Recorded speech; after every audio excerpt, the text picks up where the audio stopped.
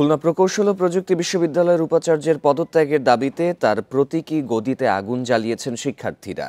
দাবি আদায় না হওয়া পর্যন্ত আন্দোলন চলবে বলে জানান তারা। বিকেলে কুয়েট দুর্বার বাংলার সামনে থেকে বিক্ষোভ মিছিল বের করেন শিক্ষার্থীরা। প্রশাসনিক ভবন ঘুরে আবারও দুর্বার বাংলার সামনে গিয়ে শেষ হয়। বান্ডেল থাকলে প্রতি সেনমানিতে টাকা বাঁচবে। বিকাশ সেনমানি বান্ডেল কিনে জিতুন প্রতি লেনদেনে। পরে উপাচার্যের পদত্যাগের এক দফা দাবিতে প্রতীকী গদিতে আগুন জ্বালান তারা। 13 এপ্রিল জোর করে ক্যাম্পাসে ঢুকে হল খোলার দাবিতে আন্দোলন করেন তারা। পরে 15 এপ্রিল রাতে বিশ্ববিদ্যালয় সিন্ডিকেট সংঘর্ষে জড়িত থাকার অভিযোগে 37 শিক্ষার্থীকে বহিষ্কারের সিদ্ধান্ত নেয়। এছাড়া 4 মে শিক্ষা কার্যক্রম শুরু এবং 2 মে হল খোলার সিদ্ধান্ত নেওয়া হয়। সেসব সিদ্ধান্ত প্রত্যাখ্যান করেছেন শিক্ষার্থীরা।